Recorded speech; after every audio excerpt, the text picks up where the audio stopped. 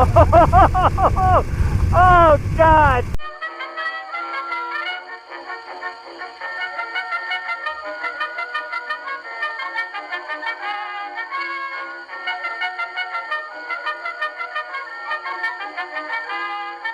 Hey everybody, it's Dick here. This is a continuation of the good, the grit, and the icy Shakedowns and my Scotland winter motorcycle tour. Still day 3, this section covers the bit between Glencoe and Dorney, just on the edge of the Isle of Skye. Being locked inside for the last 13 days on a 14-day lockdown, then extended by the call for the UK to stay inside for an additional 2 weeks on top of the 2 weeks I was already inside, gives me a chance to revisit some of the footage and the trip that we thought we were foolhardy to take back in mid-November. It seems it wasn't foolhardy at all. Just north of Glencoe, outside of Fort William, Shakedown's microphone died. I couldn't hear him in my ear anymore. He could still hear me, but somehow our communications had failed due to the high humidity and the low temperatures. His phone continued to beep an ominous submarine ping noise, so we decided to stop in Fort William to see if we could find a phone store to maybe repair the microphones and see about getting his phone working again. We met a very nice Pakistani man who ran a phone shop on the high street of Fort William who actually ended up getting Shakedown's phone working again, but the microphone was no go. So what we did was we put my microphone onto Shakedown's helmet so that he could talk to me while I led and I would use hand signals to guide him. It made for some interesting communication, as well as me being captive to Shakedown's whims and flights of fancy and stream of consciousness. At long last, and after identifying every mountain from the border of Scotland to Fort William, we saw Ben Nevis. It was a majestic sight with cascades of cloud and fog billowing over its snowy peak. I look forward to going back and hiking that one day.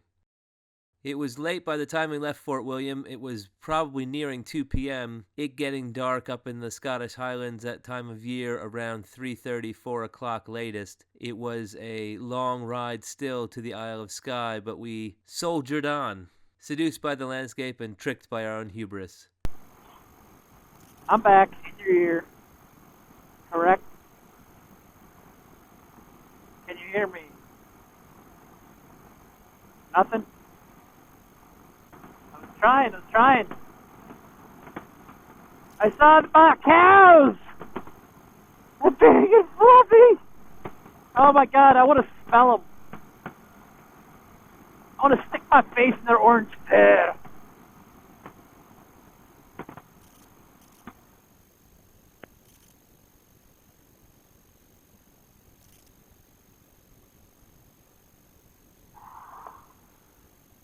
Hey, the next one's going to have to wait.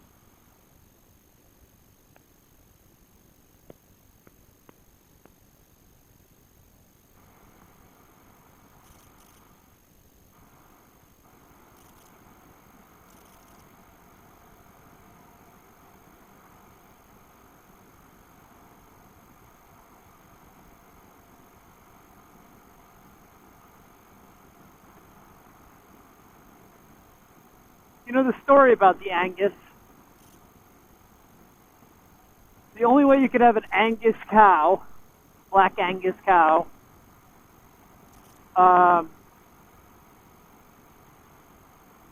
is it Scotland? I think it's Scotland. The only place that they existed in the world were here in the UK, if you will. And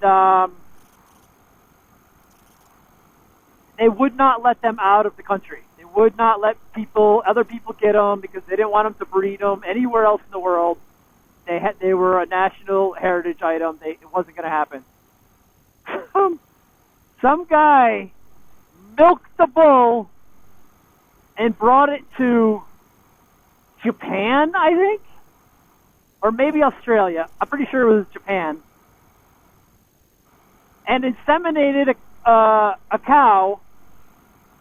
And now you can get black Angus from other parts of the world than from the UK. They literally smuggled the spunk out of the country. And if you told the story, it'd probably be way more detailed and way more funny. Yeah, let him ride! This sucks. This feels like I'm in my own head, talking to myself like some poor sociopath. Peel the skin. I'm gonna peel the skin and make some drums out of it. Hear the beat of the humans. It's like being up on stage as a comedian, but being deaf and blind. You can't see if the crowd is enjoying themselves or ready to throw tomatoes or daggers at you. Sucks. Oops, somebody slipped on that tree. Yikes.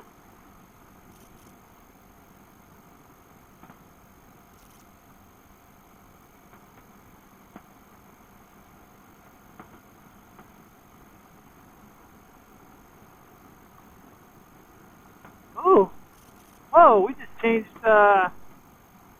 whoa, we just changed, climates. Rhododendrons. I think I saw some ferns that were still alive. Like a little microclimate right here. Oh my god, that's awesome. A little duck house. I mean, you want to pull, you pull, buddy. I follow you.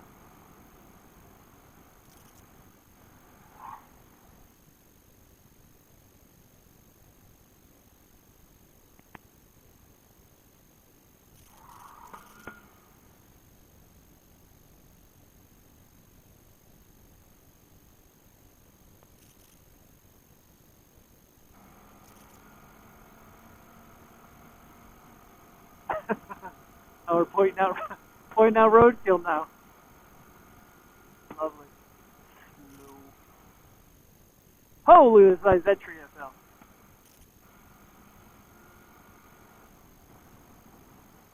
I might need to wrap.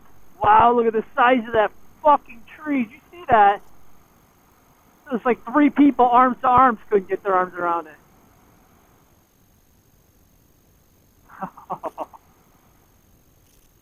We're in a special place, I think. 6 degrees.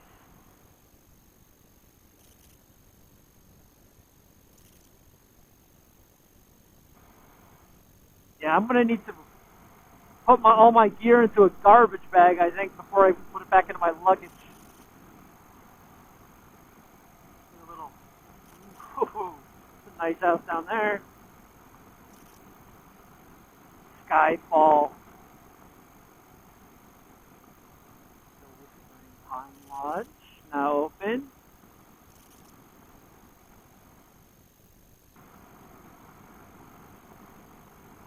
Hey, that's for sale.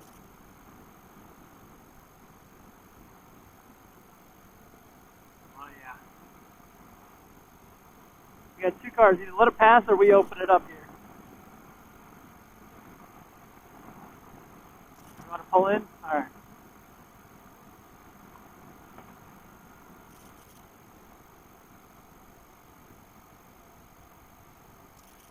There's one overtaking. Careful. Tight. There's 2. You want to still pull in?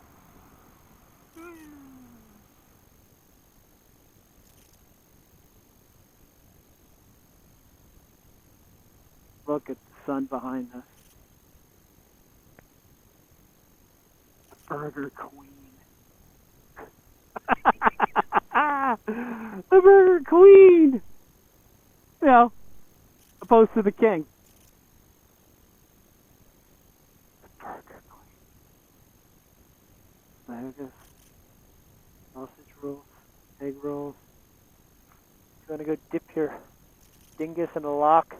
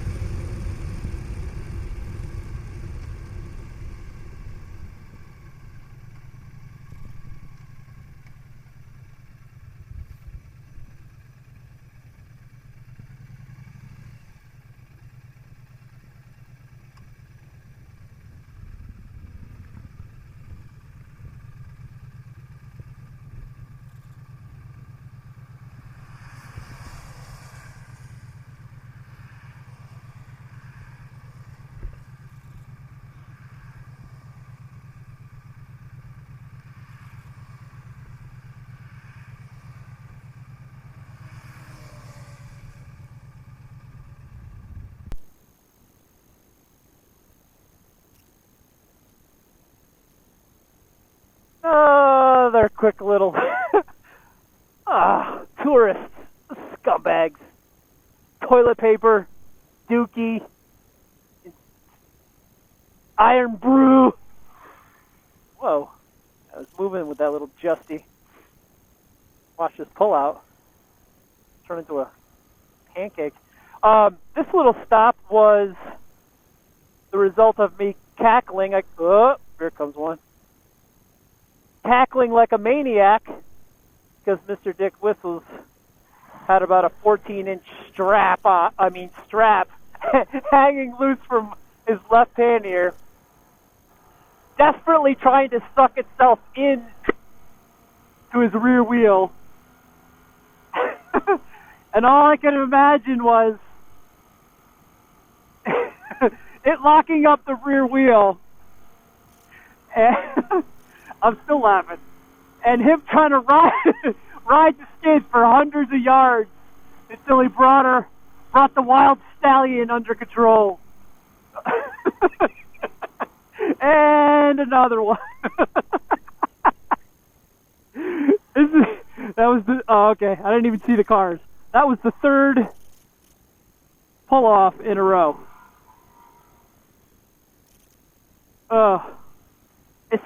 We might rename this tour. I don't know if we named this tour yet, but we might rename this one the Tour to Pee. There's two more cars behind us, dude. Just keep it moving. Yeah, we do our best to yield. On any given day, would a motorcycle have to yield to cars, especially on these roads? Hell no. Is it a distinct possibility you duck into one of these little valleys and the temperature just drops to the floor? Hell yes. And this wet road would suddenly become a skating rink. So, look at that little bridge up there.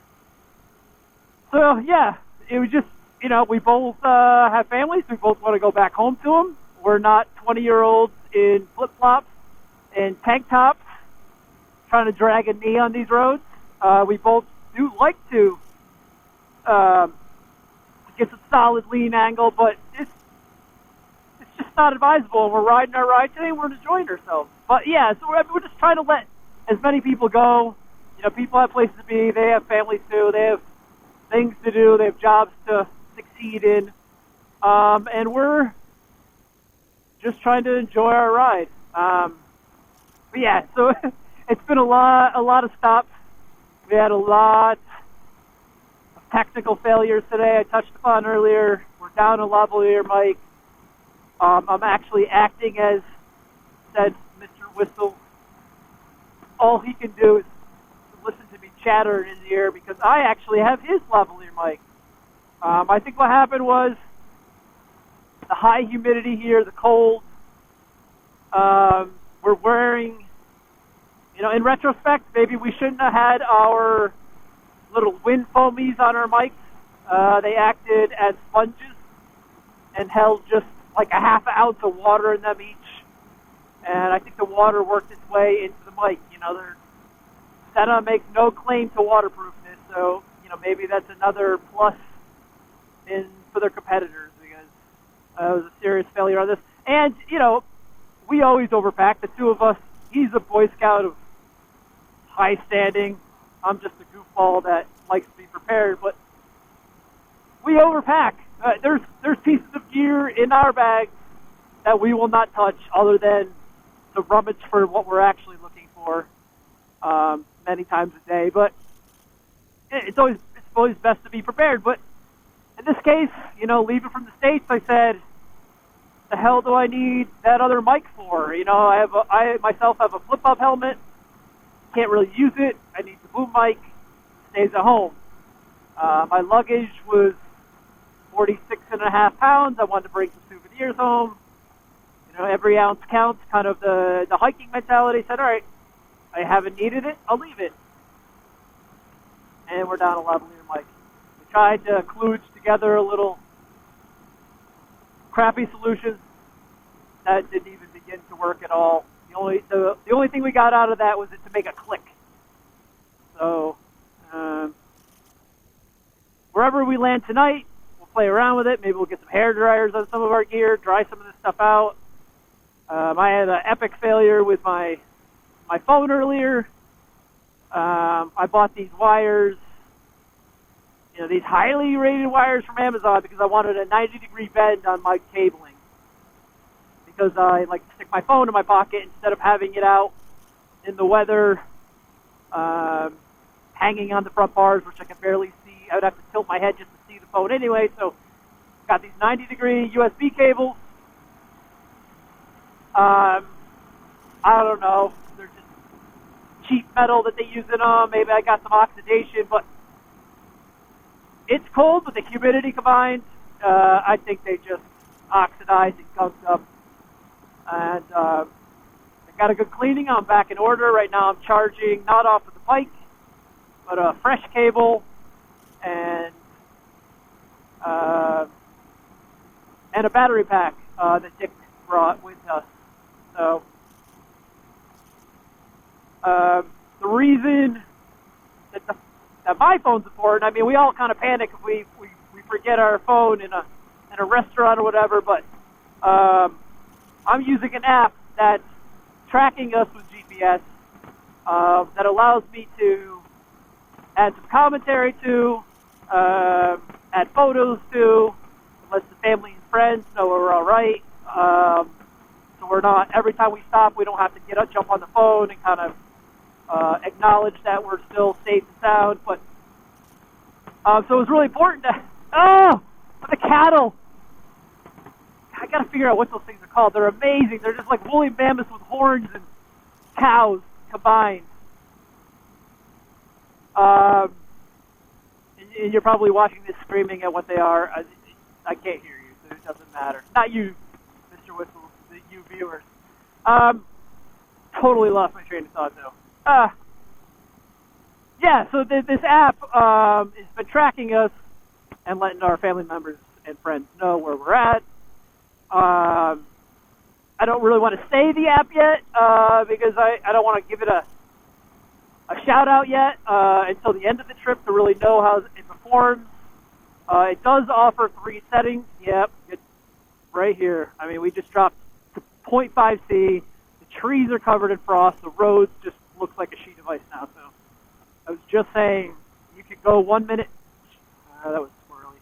You can go 1 minute from 5 degrees and just damp roads to, we're taking Kyle of Lockash, A87.